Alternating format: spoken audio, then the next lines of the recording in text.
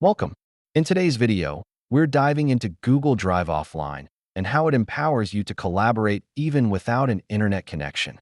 Let's get started with the setup process. I'll guide you through each step to enable offline mode easily. Not all files are created equal. Here's an overview of which documents you can access offline. Even offline, you can collaborate. Learn how to share and edit your documents seamlessly. Once you're back online, your changes will sync automatically. Let's understand how and when this happens. To ensure a smoother experience, here are some best practices for collaborating offline. It's crucial to know the limitations of offline mode. We'll cover what you can't do without an internet connection. Running into issues? We'll troubleshoot the most common problems users face in offline mode.